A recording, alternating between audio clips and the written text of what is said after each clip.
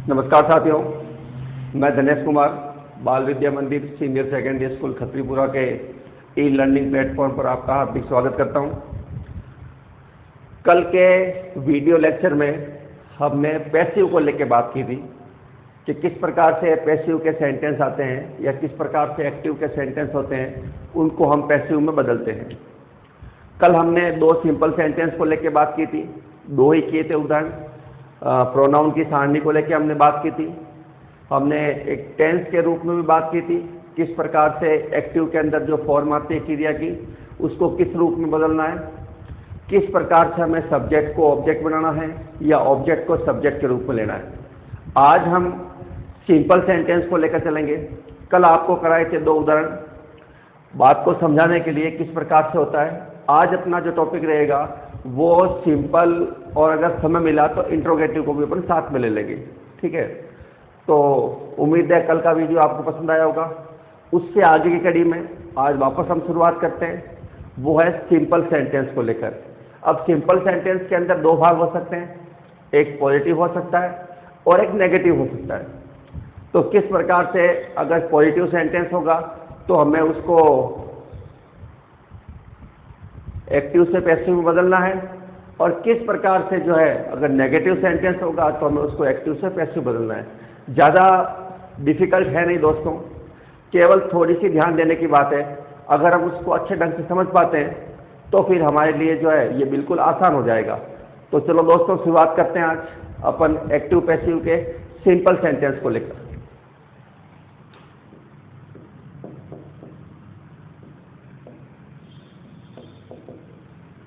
Active passive के अंतर्गत अपन बात करते हैं सिंपल सेंटेंस की।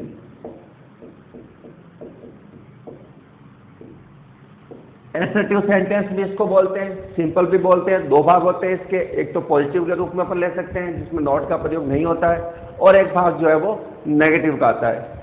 तो मैं आपके सामने एग्जाम्पल्स लिख रहा हूँ, आप भी अगर नोट बना रहे हैं साथ में तो एग्जाम्पल को लिख लीजिएगा और उसके बाद हम उसको सॉल्व करेंगे।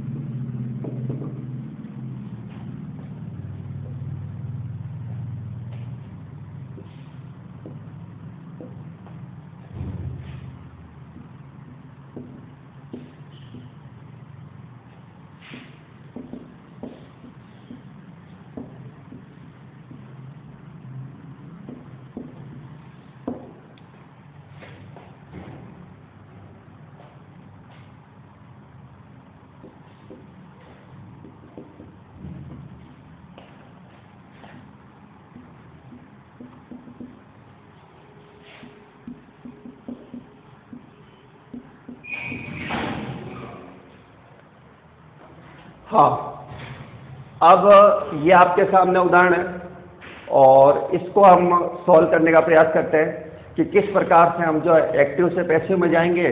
तो ये सिंपल सेंटेंस की बात है। इसमें अपन ने एक नेगेटिव फॉर्म को लिया है, बाकी ये तीनों जो है एक पॉजिटिव फॉर्म के अंदर है। तो कल अपन ने बात की थी कि एक्टिव से पैसिव में चलेंगे तो हमें किन किन बातों का ध्यान रखना होगा।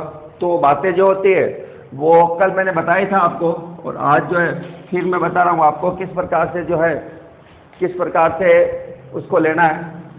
पहले हमें ऑब्जेक्ट को बनाना है सब्जेक्ट, पहला काम ये रहेगा। दूसरा काम रहेगा हमें हेल्पिंग वर्ब को लाना है। तीसरा काम रहेगा वर्ब की थर्ड फॉर्म आएगी। चौथा काम जो होगा वो शेष वाक्य अगर अदर आ रहा है तो अपन उस वाक्य को लेंगे। उसके बाद सबसे लास्ट में बाय प्लस ऑब्जेक्ट लेंगे, जो एक्टिव के वाक्य क्या होगा, सब्जेक्ट होगा। तो ये अपन ने बात की है कि हम किस प्रकार से एक्टिव से पैसिव में जाएंगे। दूसरी कल हमने बात की थी ये कि सहायक क्रिया का होना बहुत ही जरूरी होता है, क्योंकि पैसिव में थर्ड फॉर्म का प्रयोग होता है। उस कंडीशन में जब प्रेजेंट सिंपल आते हैं या फिर पास्ट सिंपल का प्रयोग होता है, उस कंडीशन में अपन किस सहायक क्रिया का प्रयोग करेंगे। तो ये ध्यान रखना कि प्रेजेंट सिंपल में अपन लगाएंगे इज आर एम, और ये भी इसके अंदर ध्यान रखना है कि डू डज वापस नहीं आएगा, डू डज के स्थान पे क्या आएंगे, इज आर एम। और जब पास्ट सिंपल की अपन बात करेंगे तो उसमें लगेगा वाज या वर, और ये भी आप समझ सकते हैं कि डिड आएगा, वो बदलेगा आपके वाज और वर में। तो ये बातें आपको ध्यान रखनी है। दो तीन बातें मैंने कल और बताई थी आपको, वो बातें ये थी कि बी का प्रयोग होगा वो होगा मॉडल के अंतर्गत, मॉडल्स जो होते हैं उसमें होगा। बीइंग का प्रयोग जो होगा वो वर्ब के साथ क्या लगा होना चाहिए, आईएनजी, तब बीइंग का प्रयोग हो जाएगा। और बीइंग का प्रयोग जो होगा वो आपके हो जाएगा हैज या हैव और फिर या हैड। ये तीन कंडीशन होती है, उसमें आपको जो है वो बीइंग का प्रयोग करना है। ये कल मैंने बातें आपको बताई थी, अगर आपने वीडियो देखा होगा तो ये बातें आपके ध्यान में होगी। मैंने ये भी कहा था कि जब भी अपन एक्टिव के सेंटेंस को लेके चलते हैं तो हमें उसके टुकड़े कर देने हैं। इससे वाक्य क्या होगा, हमारे लिए सरल हो जाएगा। अगर हम अलग अलग भागों में उसको बांट देते हैं तो फिर हमारे लिए शब्दों का चयन करने में आसानी हो जाएगी, क्रम हमारा बना रहेगा कि इस क्रम से अपने को चलना है। जैसे ही यहाँ पे सब्जेक्ट के रूप में है, प्रोनाउन है। फ्लाइज जो है वो वर्ब की फर्स्ट फॉर्म है, ठीक है। और वर्ब के तुरंत बाद हमें क्या मिलता है, ऑब्जेक्ट। मित्रों ध्यान रखना, जब कभी भी आपको ऑब्जेक्ट की आवश्यकता होती है तो लगभग 99% ऑब्जेक्ट का जो स्थान होता है वो स्थान जो होता है क्रिया के तुरंत बाद होता है। तो हमें ये ध्यान रखना होगा कि क्रिया के बाद वाला जो भी ऑब्जेक्ट है वो हमें इसमें काम में लेना है, ये आप ध्यान रखें। और ऑब्जेक्ट के बाद वाला जो भी सेंटेंस होगा वो सारा का सारा जो है शेष वाक्य में चला जाएगा। तो हमने इसके अलग अलग भाग कर लिए, सब्जेक्ट हो गया, वर्ब आ गई, ऑब्जेक्ट आ गया और शेष भाग आ गया। अब क्या करना है, अब हमें इसको सॉल्व करना है। तो सबसे पहला काम जो हमारा ये होगा कि जो भी वाक्य में ऑब्जेक्ट आया है उसको बदलना अपने को सब्जेक्ट के अंदर। अब ऑब्जेक्ट क्या है, ए काइट, तो अपन बात कर लेते हैं ए काइट की। ऑब्जेक्ट को अपन ने पहले ले लिया, ठीक है। अब उसके बाद में क्या करना है, सहायक क्रिया को लगाना है। अब सहायक क्रिया हमारे पास है या नहीं है, सहायक क्रिया तो नहीं है। उस कंडीशन में क्या करेंगे, वर्ब को देखेंगे। वर्ब की फर्स्ट फॉर्म है, फर्स्ट फॉर्म का मतलब सहायक क्रिया क्या होगी, इज आर एम में से कोई एक। अब इसमें क्या करना पड़ेगा, एक वचन है तो इज लगेगा, बहुवचन है तो आर लगेगा, और अगर कर्ता आई है तो अपन क्या किसका प्रयोग करेंगे, एम का प्रयोग करेंगे। लेकिन यहाँ एक आई सिंगुलर है, और जब सिंगुलर की बात होती है तो हम प्रयोग करते हैं सिंगुलर वर्ब, हेल्पिंग वर्ब का, और वो गया इज, ठीक है। एक वचन के साथ इज का प्रयोग होता है। उसके बाद अपन वर्ब की बात करते हैं तो फ्लू का हो जाएगा फ्लॉन, ठीक है। उसके बाद वर्ब आ गई थर्ड फॉर्म के रूप में, तो हमारा ये काम खत्म हो गया और ये काम खत्म हो गया। अब हमारे पास दो चीजें बची है, एक तो बचा है सब्जेक्ट के रूप में और एक बचा है शेष वाक्य के रूप में। दोनों आगे पीछे हो सकते हैं, लेकिन मैं आपको जो तरीका बता रहा हूँ वो ये बता रहा हूँ कि सब्जेक्ट को अपने साथ सबसे पीछे ही रखना है। हालांकि शेष से पहले रख सकते हो आप, लेकिन एक तरीके से चलिए, गलत वो भी नहीं है गलत ये भी नहीं है, दोनों तरीके समान है। तो अपन शेष वाक्य पहले लेंगे, तो ले लिया मैंने इन द स्काई, ये भी काम खत्म हो गया। उसके बाद लास्ट में देखना अपने को सब्जेक्ट को। सब्जेक्ट इसमें कौन सा आ रहा है, ही आ रहा है, तो ही बदलेगा ऑब्जेक्ट में। अगर कोई नाउन आता है तो वो नाउन उसी फॉर्म में रहेगा, वो चेंज होता नहीं है। लेकिन प्रोनाउन जो होते हैं उनकी सब्जेक्ट फॉर्म भी होती है और ऑब्जेक्टिव फॉर्म भी होती है। तो जहाँ सब्जेक्ट लगेगा वहाँ हमें सब्जेक्टिव फॉर्म लगाना होगा, और जहाँ पे ऑब्जेक्ट लगेगा उसमें ऑब्जेक्टिव फॉर्म लगाना होगा। तो यहाँ ही का जो ऑब्जेक्ट बनता है वो ही का ऑब्जेक्ट बन जाएगा हिम। तो ये सेंटेंस हो जाएगा, a kite is flown in the sky by him. Sorry भाई लगाना है। ये सेंटेंस हो गया। अब दूसरे वाले सेंटेंस को लेके बात करते हैं। दे सब्जेक्ट है, अनइम्पोर्टेंट है, वापस लेना भी नहीं है, ले भी नहीं सकते अपन, और चाहते तो ले सकते हैं, बाकी जो भी अनइम्पोर्टेंट सब्जेक्ट होते हैं उनको अपन बाय के द्वारा वापस नहीं लेते हैं। तो इसका तो यही रोल खत्म हो गया। अब देखो, डिड नॉट किसकी है? पास्ट की है। मार्क वर्ग की फर्स्ट फॉर्म है। क्रिया के तुरंत बाद क्या मिल जाएगा? ऑब्जेक्ट, और उसके बाद वाला जो रहेगा वो रहेगा आपके शेष वाक्य। ठीक है, अब देखो इसको सॉल्व करते हैं। सबसे पहले ऑब्जेक्ट को क्या बनाना है? सब्जेक्ट बनाना है। तो ये लीजिएगा, हिम का जो सब्जेक्ट बनेगा वो सब्जेक्ट बनेगा ही। ठीक है, उसके बाद में अपने को क्या करना है? सहायक क्रिया लानी है। अब सहायक क्रिया डिड आ रही है, डिड वापस आता नहीं है। ये अपन ने अभी बात की थी कि भाई डू डज के स्थान पे इज आर एम आते हैं और वाज वर्ग जो है वो डिड के स्थान पे आते हैं। तो हमें वाज या वर्ग में से कोई एक लेना होगा, डिड तो वापस आएगा नहीं। तो यहाँ सब्जेक्ट क्या है? सिंगुलर है। सिंगुलर के हिसाब से अपन ले लेते हैं यहाँ पे वाज ले लिया। नॉट अपनी जगह ही रहेगा, इसको चेंज अपने को नहीं करना है। तो इसका काम हो गया, इसका काम हो गया। उसके बाद में क्या चीज रही है? वर्ब रही है। वर्ब की थर्ड फॉर्म करनी है। तो मार्क की जो थर्ड फॉर्म होती है वो हो जाएगी आपके मार्क। ठीक है, तो इसका काम भी खत्म हो गया। अब क्या बचा है? एक तो दे बचा है जो अनइम्पोर्टेंट अपने को लेना भी नहीं है। केवल क्या बचा हुआ है? शेष। और शेष बचा हुआ है, इसको अपन लिख लेंगे तो एज ए स्टूडेंट। अगर आप चाहते हैं तो कोष्टक में बाय देम कर सकते हैं, कोई जरूरी नहीं है, क्योंकि अनइम्पोर्टेंट है और अनइम्पोर्टेंट सब्जेक्ट हम वापस जो है वो ऑब्जेक्ट के रूप में नहीं लेते हैं। संबंध है, समबडी है, नोबडी है, एनीबडी है, प्यूपल है, दे है, ये किसी निश्चित को व्यक्त नहीं करते हैं, पर्टिकुलर को व्यक्त नहीं करते हैं, केवल सामान्य अर्थ में आते हैं। तब इनमें जो है इंडेफिनेट है, ये मालूम नहीं चलता कौन है, इसलिए अपने को वापस लेने की इसकी आवश्यकता नहीं है। जो पर्टिकुलर सब्जेक्ट होगा, चाहे नाउन के रूप में हो चाहे प्रोनाउन के रूप में हो, उस कंडीशन में अपन उसको सब्जेक्ट का वापस ऑब्जेक्ट में बदलेंगे। आगे अपन कर लेते हैं इस सेंटेंस को। सी सब्जेक्ट आ रहा है, हैड सहायक क्रिया है, कंप्लीटेड हैड के बाद हमेशा वर्ब की थर्ड फॉर्म ही आती है। हर नहीं है दोस्तों, यहाँ पे पूरा का पूरा है हर होमवर्क, क्योंकि ये एक पजेसिव प्रोनाउन है। पजेसिव प्रोनाउन क्यों हो रहा है?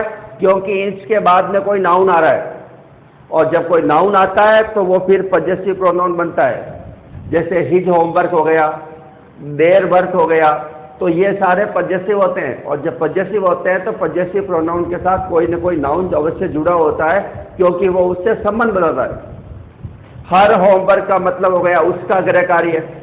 अगर हम यहाँ हर को अलग कर देते हैं उसका, तो फिर अपने को यह अर्थ स्पष्ट नहीं हो पाएगा क्या है, तो फिर इसको अपने को साथ लेना होगा। ये बात आप हमेशा ध्यान रखें कि पजेशन के साथ जो चीज आती है वो उसके साथ रहती है, हम उसको अलग नहीं कर सकते। और फिर ये जब पूरा नाउन ही बन रहा है तो फिर नाउन पूरा का पूरा यहां आगे आ जाएगा, तो ये चीज बन जाएगी हर होमवर्क। हो गया। अब देखो इसका काम खत्म हो गया जो हमारा ऑब्जेक्ट था। अब हमें लेनी है सहायक क्रिया। सहायक क्रिया कौन सी है? हैज। तो होमवर्क सिंगुलर है तो अपन हैज का प्रयोग कर लेते हैं। ठीक है, तो इसका काम भी खत्म हो गया। अब मैंने यहाँ पे बताया था कि हैज, हैव या हैड होते हैं तब हमें पैसिव बनाते समय बीन का प्रयोग करना है। किसका करना है? बीन का। तो यहाँ पे मैं पहले बीन का प्रयोग करूंगा। हैज बीन होगा या हैव बीन होगा या फिर हैड बीन होगा।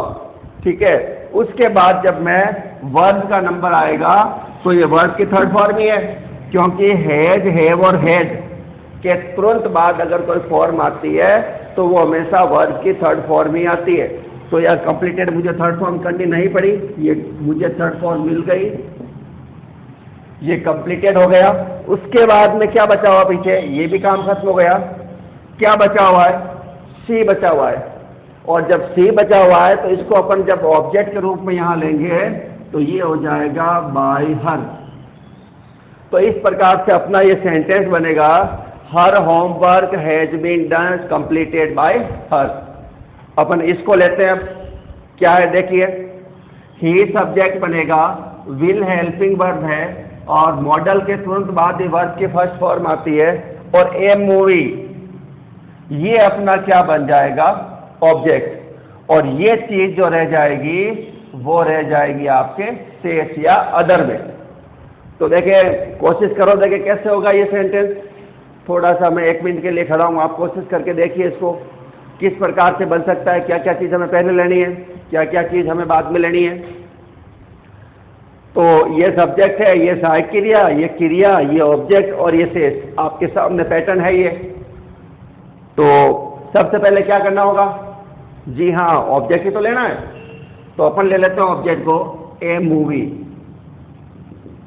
ले लिया। उसके बाद आपने क्या किया है, सहायक क्रिया को लिया है, सहायक क्रिया को लेना होगा।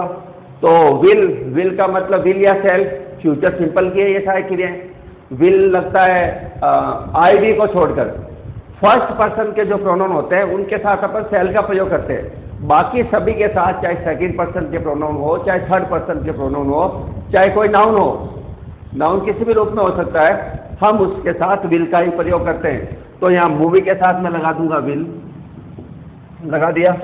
अब मैंने बताया था आपको कि विल एक मॉडल है, और जब मॉडल की बात होती है तो हम किसका प्रयोग करते हैं, बी का प्रयोग करते हैं, क्योंकि नियम ये कहता है कि मॉडल के तुरंत बाद हमेशा वर्ब की फर्स्ट फॉर्म ही आती है। लेकिन पैसिव के अंतर्गत हमें क्या करना पड़ेगा, वर्ब की थर्ड फॉर्म को लाना पड़ेगा। तो उस कंडीशन में अपन जो है मॉडल के बाद में बी लगाते हैं। ध्यान रखना बी एक मूल है हेल्पिंग वर्ब के रूप में। बी की फर्स्ट फॉर्म जो होती है वो इजारम होती है, बी की सेकंड फॉर्म जो होती है वो वाजवर होती है, और बी की थर्ड फॉर्म जो होती है वो बीन होती है। जब आप correct form of the verb का सेंटेंस या उस विभाग में जाएंगे, जब टेंसेस की अपन बात करेंगे, तो इसकी बहुत ही महत्वपूर्ण भूमिका रहती है। कभी कभार जो है हमें जब कोष्टक में क्रिया भरने के लिए दी जाती है तो उसमें बी रूप दे दी जाता है, तो कई बच्चे कंफ्यूज हो जाते हैं कि बी का क्या फॉर्म है क्या नहीं है। तो जहाँ फर्स्ट फॉर्म आनी है वहाँ अपन इजारन का प्रयोग करेंगे, जहाँ सेकंड फॉर्म आनी है वहाँ पे अपन वाजवर का प्रयोग करेंगे, और जहाँ पे थर्ड फॉर्म आनी है वहाँ पे हम जो है वो बीन का प्रयोग करेंगे। इस बात का आप ध्यान रखें। तो यहाँ बी हो गया, बी के बाद वर्ब की थर्ड फॉर्म को लाना है, जी बिल्कुल, तो यहाँ पे हो जाएगा सीन, हो गया। तो देखिए क्या क्या चीज खत्म हुई, मूवी अपन ने ले लिया, सी का सीन अपन ने कर लिया, विल अपन ने लगा लिया। अब क्या चीज बाकी रही है, अब बाकी रहा है नेक्स्ट वीक और ही। इन दोनों में से पहले अपन शेष लेंगे, तो यहां हो जाएगा नेक्स्ट वीक, हो गया। अब उसके बाद क्या करना है, सब्जेक्ट होगा तो सब्जेक्ट का अपन बदलेंगे ऑब्जेक्ट में, तो यहां बन जाएगा ये हिम। तो इस प्रकार से ये सेंटेंस बनेगा, a movie will be seen next week by him. हो सकता है आपका ये सेंटेंस सही हो गया हो अगर आपने सही तरीके से देखा हो। जिन जिन के ये सेंटेंस सही हुआ है उनको बहुत बहुत बधाई, क्योंकि हो सकता सेंटेंस सही होने का मतलब है उनकी बात समझ में आ गई। तो ये 4 सेंटेंस के माध्यम से अपन सिंपल सेंटेंस को परिभाषित करने का या फिर उसको क्लियरिफाई करने का प्रयास किया है कि किस प्रकार जब एक्टिव से अपन पैसिव में जाते हैं, जो सिंपल सेंटेंस आते हैं उस सिंपल सेंटेंस को लेकर जो है अपन किस प्रकार से एक्टिव का पैसिव करते हैं। ठीक है, आप इसका स्क्रीनशॉट ले सकते हैं। अब मैं आपको एक्सरसाइज के लिए 5 जो उदाहरण दे रहा हूं, आप उसको करिएगा और मालूम करिएगा कि आपसे कितने ये सॉल्व हो रहे हैं। बार बार मैं आपसे कहता हूं कि रेफरेंस बुक का प्रयोग कीजिए, उसमें कई सारे आपको एग्जाम्पल्स दिए गए, कई प्रकार के दिए गए, तो आपको ज़्यादा जो है मशक्कत करने की आवश्यकता नहीं होगी। एग्जाम्पल को लेकर आपको एग्जाम्पल मिल जाएंगे, आप उनको सॉल्व करिए, फिर उसको देखने का प्रयास करिए कि कितने सही हो रहे हैं, कितने गलत हो रहे हैं। गलती हो रही है तो कहाँ पे हो रही है, हमने कहाँ पे गलती की है। अगर इन नियमों को लेकर आप चलेंगे तो उसमें आपकी गलती की संभावना जो है वो नगण्य के बराबर होगी। तो ये मैं मीठा के आपके लिए एक एक्सरसाइज के लिए आपको दे रहा हूं कि आप इसका अभ्यास करिएगा sentence.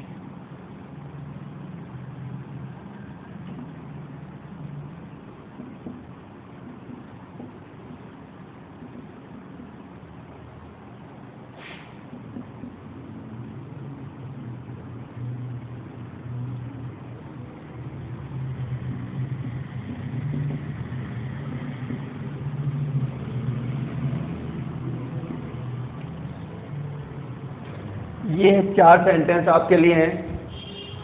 Sita is reading a book in library. तो मैं यहाँ आपको क्लैरिफाई कर देता हूँ, आपको मालूम चलता रहे क्या है ये शब्द। और ये चीज़ आपके बन जाएगी ऑब्जेक्ट में, और ये आपके रह जाएगा अदर के अंदर। ये आपके सब्जेक्ट, ये आपके हेल्पिंग वर्ब, ये आपके वर्ब, और ये आपका बन जाएगा ऑब्जेक्ट। ये आपका सब्जेक्ट, ये एचवी है, ये वी फर्स्ट के साथ क्या लगा हुआ है, आईएनजी लगा हुआ है। ए पिक्चर क्या बन जाएगा आपका ऑब्जेक्ट।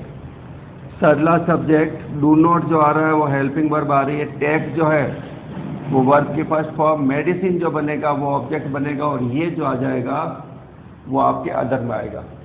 तो आप इनको करके देखिए। ये आपकी एक्सरसाइज के लिए जो आपने अभी वीडियो देखा है, उस वीडियो को आपने कितना समझा है वो इस बात के ऊपर निर्भर करेगा। आईएनजी वाले के लिए मैंने जो बताया था आपको बीइंग का प्रयोग करना है, ठीक है। कल मैंने इसको पूरा क्लियरिफाई कर दिया था अगले वाले वीडियो, पिछले वाले वीडियो के अंदर। आज अपन सिंपल सेंटेंस को लेकर चले। कल जो है हम पैसिव के इंट्रोगेटिव भाग में चलेंगे। इंट्रोगेटिव भी 2 प्रकार से होते हैं, एक तो सहायक क्रिया से होता है और एक WH से होता है। तो दोनों प्रकारों की हम जो है कल के लेक्चर के अंदर जो है चर्चा करेंगे।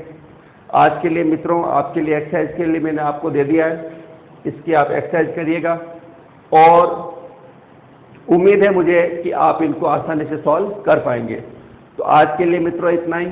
अपना ख्याल रखें, कोविड के अंतर्गत आप अनावश्यक रूप से बाहर ना निकलें, अपना और अपने परिवार का ख्याल रखें, और पढ़ाई को सुचारू रूप से जारी रखें। ये सब कुछ प्रयास जो किया जा रहा है, ये आपको पढ़ाई की कंटिन्यू रखने के लिए किया जा रहा है। महामारी का पता नहीं कहाँ तक चलेगी, ये भी अभी तय नहीं है, स्कूलें कब खुलेगी, विद्यालय कब ओपन होंगे। तो उस कंडीशन में जो है आप अपने घर पे बैठकर अपनी पढ़ाई को कंटिन्यू रख सकते हैं, आप उससे डिस्कनेक्ट नहीं होंगे। यही हमारा प्रयास है। इसमें आपके सहयोग की हमें पूर्ण आवश्यकता है कि आप जो है इस मामले में हमारा पूरा सहयोग करें और अधिकतम से अधिकतम विद्यार्थियों तक इसको फैलाएं, ताकि अगर किसी को कोई मटेरियल नहीं मिल रहा है ऑनलाइन पढ़ने के लिए, तो वो एक स्कूली शिक्षा के माध्यम से, जैसे अपन बात करते हैं दूसरे वीडियो की, तो वो कंपटीशन के हिसाब से आते हैं या अन्य हिसाब से आते हैं, लेकिन ये जो लेक्चर बनाए जा रहे हैं ये विद्यालय के कोर्स को लेकर बनाए जा रहे हैं। विद्यालय के जो सिलेबस होता है, सिलेबस का जो पैटर्न होता है, उस पैटर्न को लेकर ग्रामेटिकल भाग बनाए जा रहे हैं। तो आप इस बात को अच्छे ढंग से देखें, अच्छे ढंग से समझें, ठीक है। आज के लिए मित्रों इतना ही। कल हम वापस मिलेंगे फिर एक नेक्स्ट क्लास के अंदर, जिसमें अपन इंट्रोगेटिव भाग को लेकर चलेंगे, ठीक है। धन्यवाद मित्रों, जय हिंद।